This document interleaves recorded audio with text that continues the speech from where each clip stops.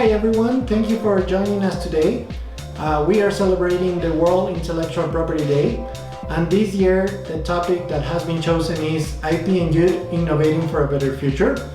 And our law firm, Aguirre Novoa Law Firm in Ecuador, has prepared some discussions for you about the IP legal regime in the Andean community, and we are going to be talking about the cancellation action and the Andean oppositions. Additionally, we are going to talk about some considerations for young entrepreneurs in order to discuss about the topic of this year. I have with me Cristina Guerra. She is a senior associate of our law firm. So thank you, Cristina, for being here today with us. Thank you, Carlos. I'm glad and happy to share with you our professional experience in this special topic that is going to be discussed today. Thank you, Cristina. So we are going to start by telling you that we have a special guest today. She is a young entrepreneur from Ecuador, and she has developing several ecological products that are now selling in the Ecuadorian market. And what is very interesting about her is that she has a lot of awareness of the protection of intellectual property rights. She protects her products in the Ecuadorian market, and now she's thinking about expanding to other countries. So please, let's welcome Mrs. Priscilla Ordonez. Please come. Hi everyone, thank you for having me here.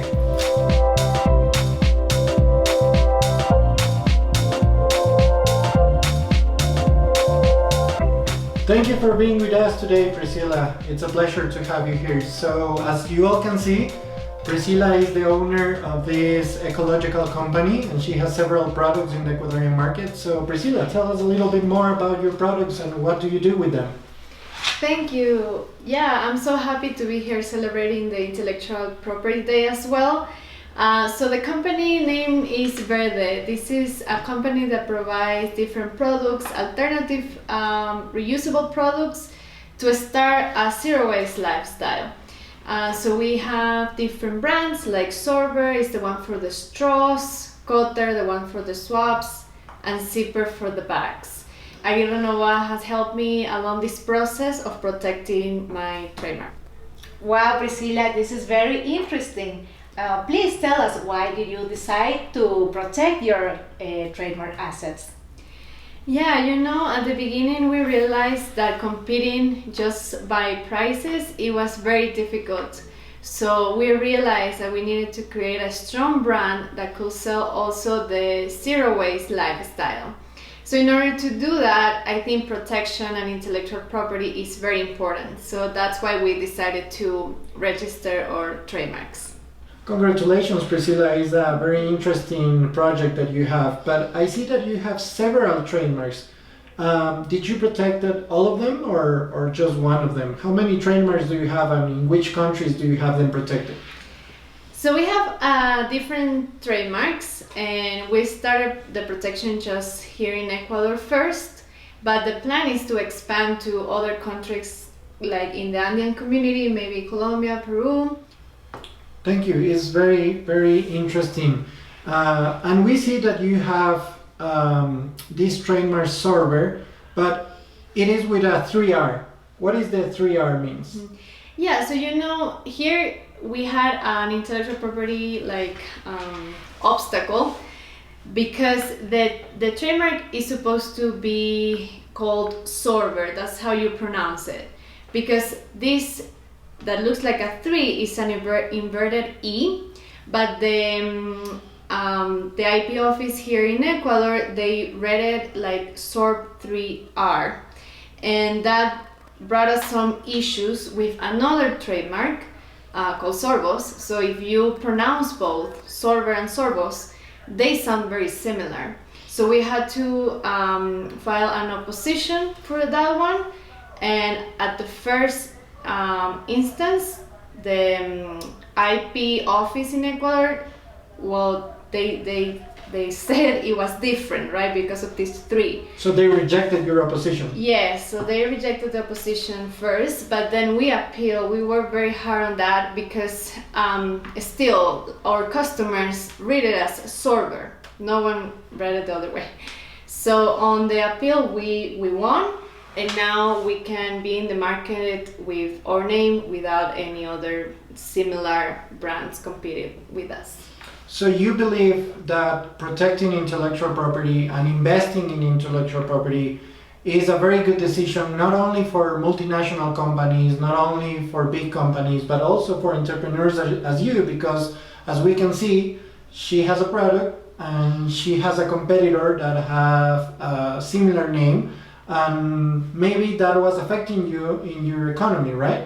Yeah, I think it's totally necessary to invest on protecting your trademark, because at the end, as entrepreneurs, we put a lot of effort and time and even money on creating of these marketing strategies, creating the products, all the social media, everything. And then if you have someone else that want with maybe more money, and then they want to bring down your trademark, you can defend yourself if you already took that extra step of protecting your brand.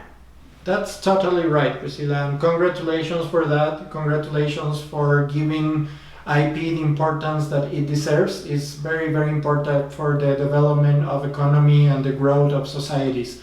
But now that you have mentioned that you want to expand your business to the Andean community or to other countries in the region, Christina and I are going to discuss and tell you a little bit more about the Andean community legislation.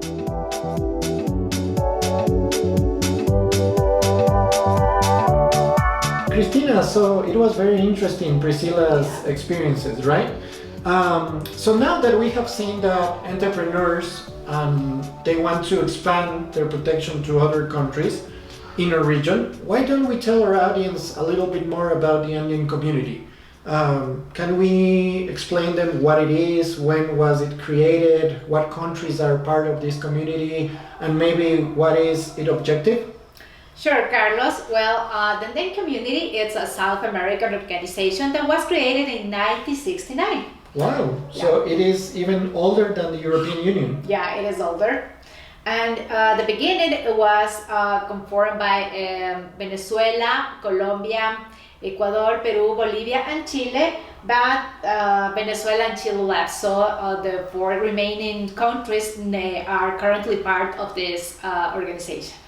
Okay, and the Andean community encourages what? Industrial, agricultural, social, and trade cooperation. But what is their main objective? The main objective is to achieve balanced and autonomous development through the mandatory application of regulations. These regulations are called decisions. So, Christina, I know that there are decisions not only for commercial or regulation matters, but also for IP matters.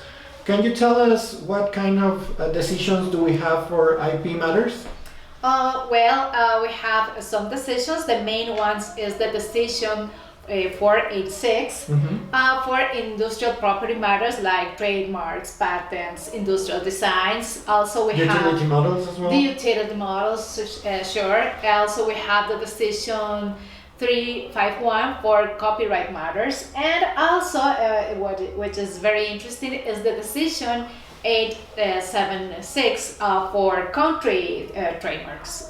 Do you want to talk about this figure? Yes. Well, actually, country trademarks are a very interesting regime because not all the countries in the world have them.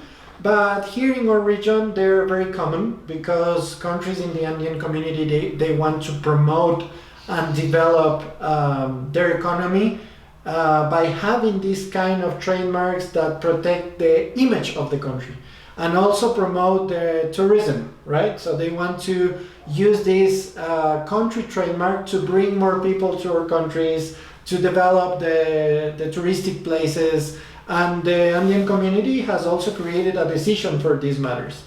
So Christina, continuing with this very interesting topic, I think that we need to explain our audience about one thing that is very important.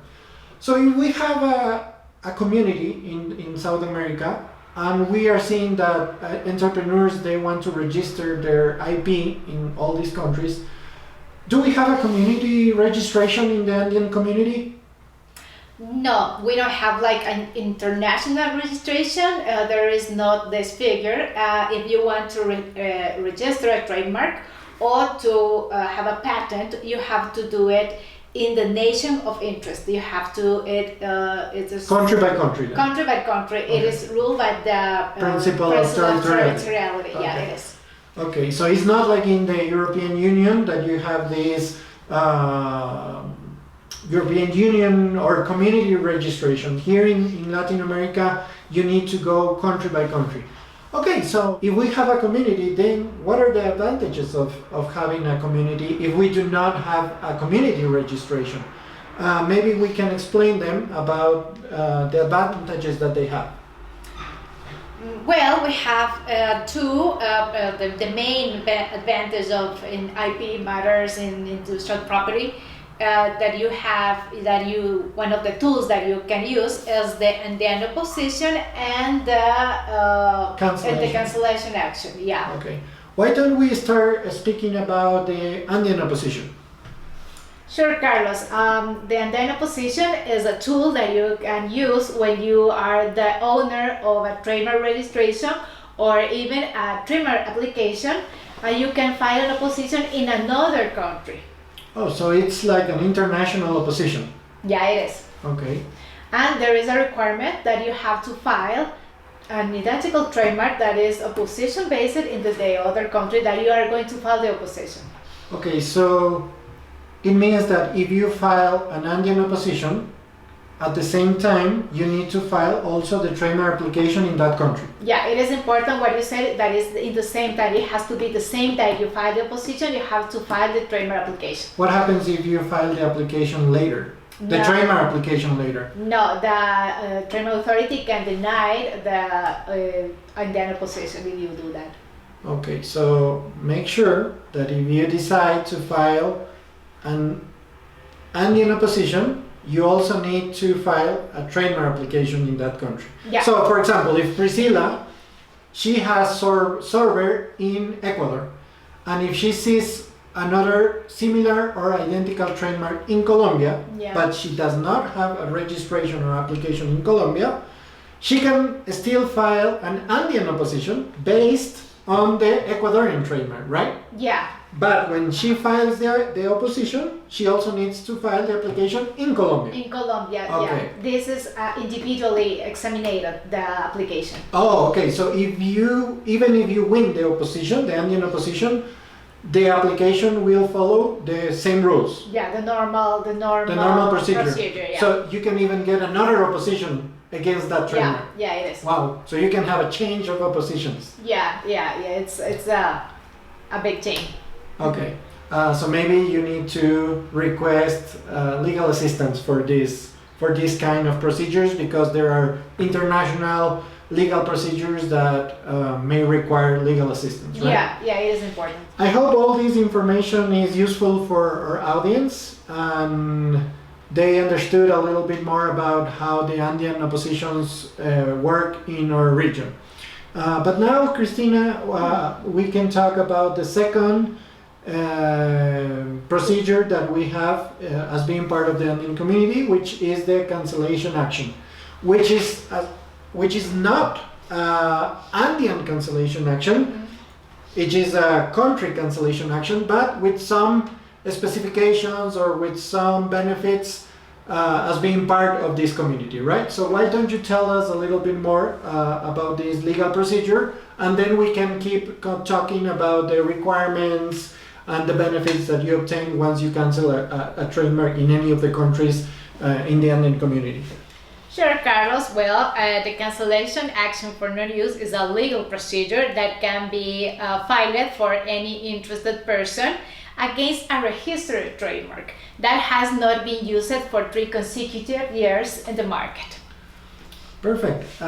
Well, I think it's important to mention that the cancellation action is not an Andean cancellation action as the Andean opposition is, right? So we do not have Andean cancellation actions, but we have some benefits that are related to the evidence or to the proof of uses that you can file, right? So when you get a cancellation action, what happens? What happens with the burden of proof? Yeah, the owner of the registration must demonstrate the use of each product or service that was detailed in the certificate. What is important is that the use can be done in any country of the Andean community, not necessarily where the action was filed. And that is the benefit of being part of the Andean community, that if you receive a cancellation action, you can prove the use of your trademark, not only in the trademark that you live or that you have registered your trademark, but the proof of use can be filed or can be used in any other country, right? In any other country of the Andean community for the case of like exportation of products. Okay, I think that other important thing is to tell our audience what kind of evidence you can file to prove the use of a trademark. So if an entrepreneur is facing a cancellation action and they need to prove the use of the trademark, what can they use as evidence? The main evidence for use, for demonstrate the use, is the invoices, the sales that you can demonstrate in the action. But it's important to complete this evidence with advertising where the trademark can be seen, especially in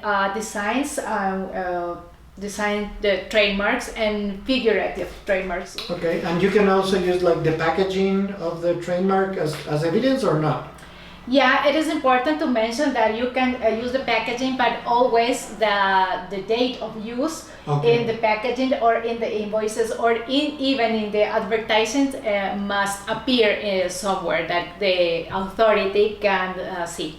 Because the period of time, as I understood, is 3 years before the day that you file the cancellation action, right? That's the period of time where you have to prove that your trademark has been in use. Yeah, the trademark can be used even before that, 3 years before the filing of the action, but the evidence has to correspond to this period of time. So the authority is only going to care about these 3 years. Yeah.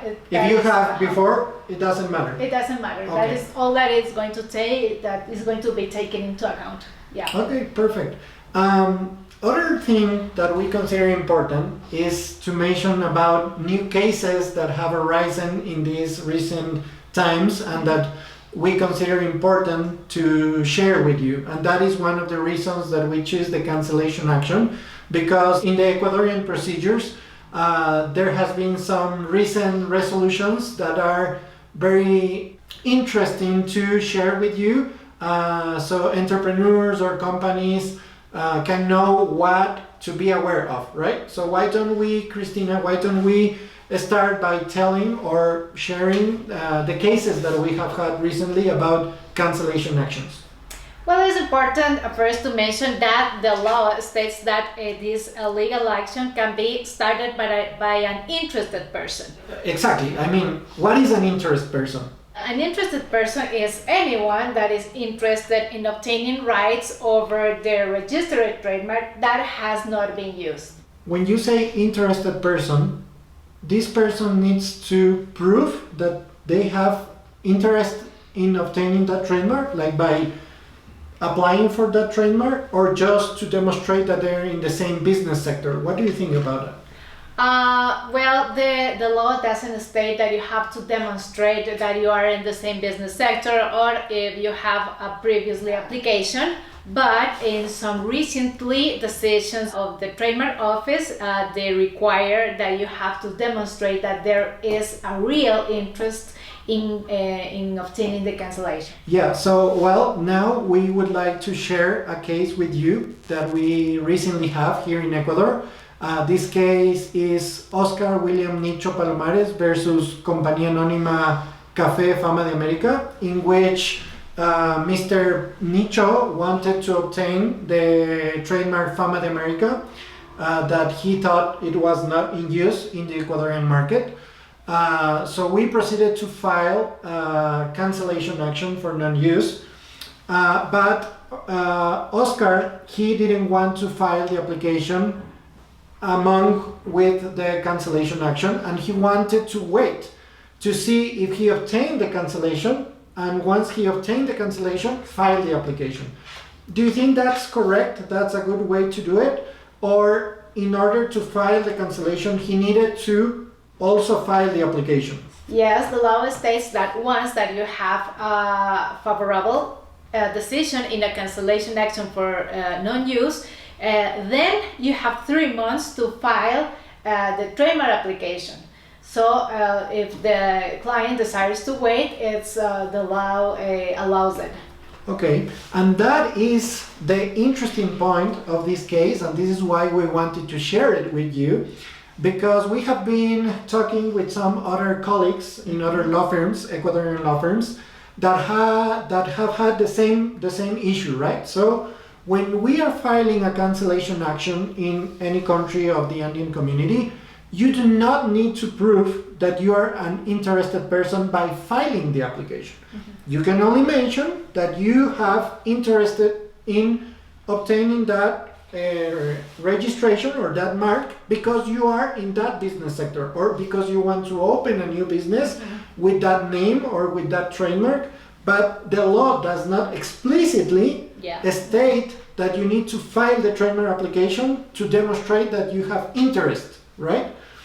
And in my personal experience, we have been filing cancellation actions without filing the trademark application, and we have had very good results. But in recently decisions, what had happened, Christina, in recently decisions? Well, the authority decided that the plaintiff must file it before a trademark application in order to demonstrate an interest to cancel the trademark registration. So since it's not a requirement expressly stated by the law, we highly recommend to do that. Yeah, so maybe that would be our last recommendation for entrepreneurs or companies when they are filing a cancellation action in the Andean community. Be sure that at the same time you also file the trademark application that you desire, so you can demonstrate the authority that you have this interest, right? Yeah, that's right. Okay, so thank you so much, Christina, for your time. I think it has been an interesting conversation, and it's always a pleasure to celebrate the World Intellectual Property Day, and we wish the best for entrepreneurs in our region, and we are very glad that you join us in this conversation. Thank you so much, and we look forward to seeing you in next occasion in the future. Thank you. Thank you. Goodbye. Bye.